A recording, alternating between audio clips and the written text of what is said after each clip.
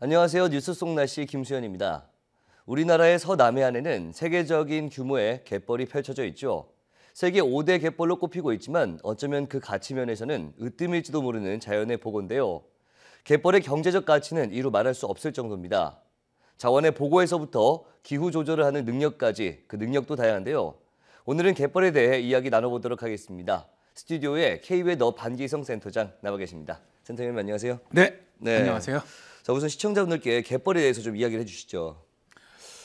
김수현 씨 혹시 네. 영화 취하선을 좀 보셨나요? 아, 취하선 봤죠. 그 화가 장승업에 대한 얘기였잖아요. 그게 제가 알기로는 장승업이 단원 김홍도 그리고 해원 신윤복과 함께 조선시대 3대 화가로 알고 있거든요. 아닌가요? 네, 그렇습니다.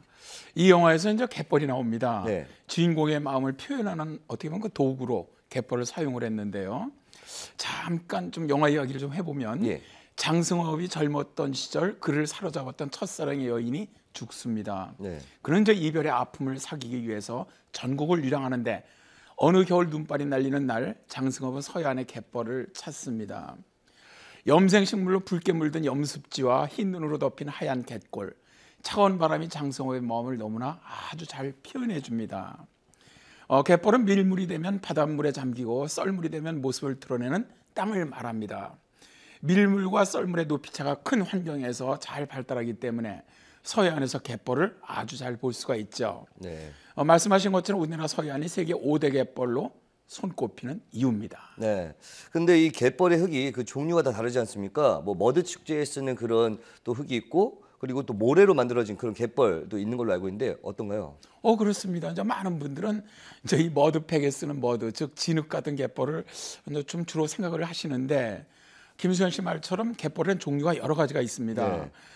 갯벌은 갯벌을 만드는 토양의 종류에 따라 구분이 되는데요. 첫 번째 모래갯벌이 있습니다. 예. 모래갯벌은 바닥이 주로 모래질로 만들어져 있는데 모래 알갱이의 평균 크기는 한 0.2에서 한 0.7mm 정도, 또 유기물 함량은 1.2% 정도는 아주 좀 적은 편입니다. 예.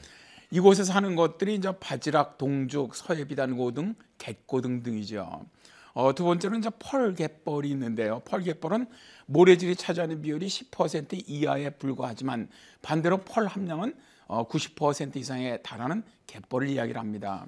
갯지렁이와 개 종류가 많이 살고 있고요. 네. 셋째가 혼성갯벌입니다. 혼성갯벌은 모래펄갯벌이라고도 부르는데 모래와 펄이 각각 90% 미만으로 섞여 있는 퇴적물로 이루어져 있죠.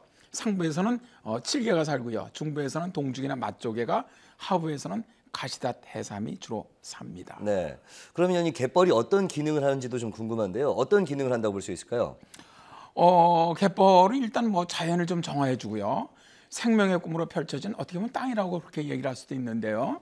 하천이나 강을 통해서 육상의 유기물질이 아주 끊임없이 공급되기 때문에 영양분이 풍부하고 또 수천 종에 이르는 동식물의 아주 중요한 서식지로서 지구상에 존재하는 생물의 한 20%가량이 살아가고 있는 곳입니다. 네. 또한 갯벌은 의학과 식량 생산 등에 이용될 수 있는 유전 자원의 보고이기도 하고요. 또 정화 기능을 담당하기도 하죠. 네, 지구상의 생물의 20%가 산다고 하니까 좀 놀랍긴 한데요. 그렇다면 이 갯벌이 주는 유익에는 어떤 것들이 있을까요? 저는 갯벌에 가면은 뭐 개도 잡고 뭐 그랬던 기억이 나거든요. 전남해안 가서는 세발 낚시도 잡아본 적이 있는데 그렇다면 이 갯벌이 어패류 서식지와 뭐 산란장의 역할을 한다 이렇게 볼 수 있는 게 아닐까요? 맞습니다. 저도 바닷가에 가면 삽을 들고 네. 조개나 꼬막을 좀 잡곤 하거든요. 네. 말씀처럼 이런 어패류의 서식지 및 산란장 역할을 하는 기능이 가장 크죠. 갯벌에서는 우리나라 전체 어항량의 한 60% 이상을 생산한다는 말이 제가 아주 깜짝 놀란 적이 있었습니다. 네. 이런 갯벌의 생산성은 육상의 생산성보다 9배나 높은 가치를 가지고 있다고 하죠. 와, 육상보다 9배나 높다. 정말 놀랍습니다. 그럼 이 갯벌에 이렇게 수많은 생물이 살 수 있는 이유는 뭔지 또 궁금한데 어떻습니까? 아무래도 갯벌은 오염을 정화시키는 기능이 있거든요. 예. 갯벌은 바다로 유입되는 영양, 염류나 오염 물질을 미생물과 생물들이 정화해 줍니다. 예를 들어서 갯지렁이 500마리가 한 사람이 배출하는 배설물 2kg을 정화할 수 있다고 해요. 예. 다음에 갯벌은 또 생물학적으로 아주 연구 가치가 매우 큽니다. 갯벌 속에 사는 생물종들을 연구해서 식량 자원 혹은 의학 자원으로 활용할 수 있다는 것이죠. 그리고 또 교육과 함께 관광적인 기능도 가지고 있습니다. 서해안 갯벌은 세계 5대 갯벌의 하나로 우리나라의 중요한 문화유산이기도 합니다. 조개 캐기라든가 낚시라든가 해수욕 또 아름다운 경치 등을 통해서 사람들에게 어떻게 보면 휴식을 주는 관광장소이기도 하고요. 네.